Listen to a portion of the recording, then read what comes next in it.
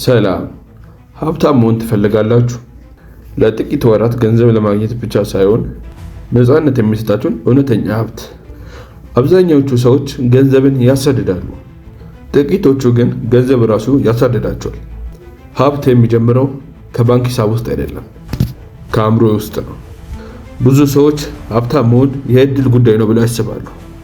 ከሀብታም ቤተሰብ መወለድ ወይም ደግሞ ከፍተኛ ክፍያ ያለው ስራ መስራት። ግን እውነቱ ፈጽሞ የተለየ ነው። ሀብት የሚገነባው በልማዶች፣ በአስተሳሰብና በጽናት ነው። በሀብታምና በድሃዎች መካከል ያለው ልዩነት እድል አይደለም፣ የሚያስቡበት መንገድ ነው።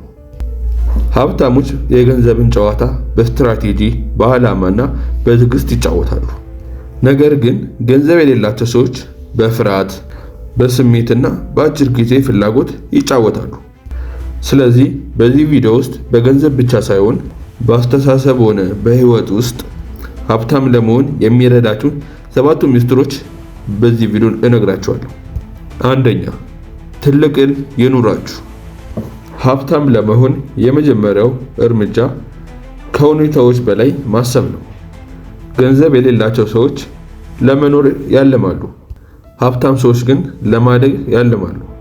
ሀብት መገንባት የሚጀመረው መጀመሪያ በአእምሮ ውስጥ ነው። ትልቅ ህልም ሲኖራችሁ ትልቅ ነገር ታሳካላችሁ። አብዛኛዎቹ ሰዎች ትልቅ ነገርን ማለም ይፈራሉ። ትልቅ ህልም ከማለም ይልቅ ያሉበት ሁኔታ ውስጥ ተደብቀው ዝም ብሎ መኖር ይፈልጋሉ። ትልቅ ህልም ሲኖራችሁ ለዛ ህልም ስትኖሩ ትልቅ ቦታ ትደርሳላችሁ፣ እናም ሀብት መገንባት ትችላላችሁ።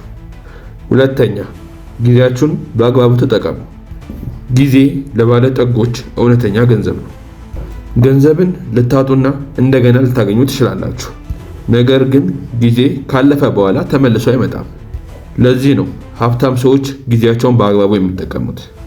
በቀን ውስጥ የሚያደርጉትን ነገር ቀድሞ ፕላን ያደርጋሉ። ገንዘብ የሌላቸው ሰዎች ግን ጊዜን በገንዘብ ይለውጣሉ። ሀብታሞች ግን ጊዜን ለመግዛት ገንዘብ ይጠቀማሉ።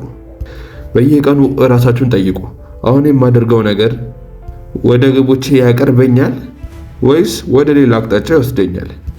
ሶስተኛ፣ በራሳችሁ ላይ ኢንቨስት አድርጉ።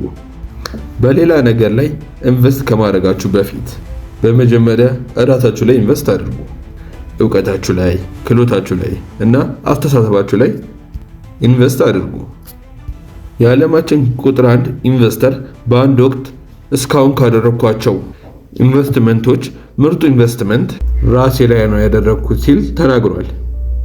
የምታነቡት እያንዳንዱ መጽሐፍ፣ የምትወስዱት እያንዳንዱ ቁስ፣ የምታዳምጡት እያንዳንዱ ጠቃሚ ነገር ዋጋችሁን ይጨምራል። ስለዚህ ሀብትን መገንባት ከፈለጋችሁ በመጀመሪያ እራሳችሁ ላይ ኢንቨስት አድርጉ። አራተኛ፣ በርካታ የገቢ ምንጮችን ፍጠሩ።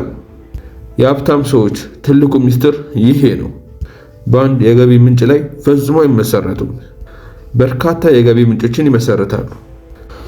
አንድ ቋሚ ስራ ካላችሁ ጎን ለጎን ትንሽዬ ቢሆንም ገቢ የሚያስገኝ ነገር ከጎን መፍጠር ይኖርባቸዋል። ዓለማችን ላይ ያሉ እያንዳንዱ ሀብታም ሰዎች ከትንሽ ነገር ነው የጀመሩት። ያ የጀመራችሁት ትንሹ ነገር ቀስ በቀስ እያደገ የሆነ ጊዜ ላይ እናንተ በማሰሩበት ጊዜ እንኳን ገንዘብ ለእናንተ መስራት ይጀምራል። አምስተኛ፣ ስለ ገንዘብ ተማሩ።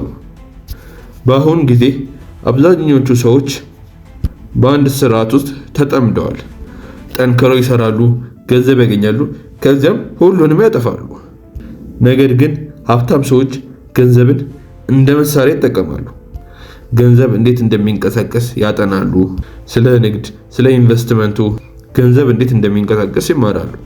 ለዘላለም ገንዘብ ከመስራት ይልቅ ገንዘብ እንዴት ለነሱ መስራት እንደሚችል ይማራሉ። አንድ ጊዜ ቢሸነፉም የገንዘቡ እውቀት ስላላቸው በበለጠ ጠንካራ ሆነው ይመለሳሉ። ከትንሽ ነገር ጀምሩ። ትምህርታዊ ቪዲዮዎችን ተመልከቱ፣ ስለ ኢንቨስትመንቶችም ተማሩ። እውቀት በራስ መተማመንን ይሰጣል። በራስ መተማመን ደግሞ ሀብትን ይገነባል። ሀብታም መሆን ማለት መኪኖችን፣ ቤቶችን ወይም ደግሞ የቅንጦች ነገሮችን ማሳየት አይደለም።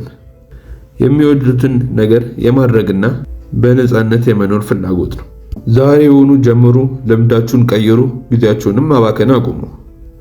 ፍጹም ጊዜን አትጠብቁ፣ በጭራሽ አይመጣም። ሀብትን ለመገንባት መጀመር በጣም ጥሩ ጊዜ ትላንት ነበር። ሁለተኛው ምርጥ ጊዜ ግን ዛሬ ነው። ለቻናላችን አዲስ ከሆናችሁ ሰብስክራይብ እና ላይክ ማድረጋችሁን እንዳትረሱ። እናመሰግናለን።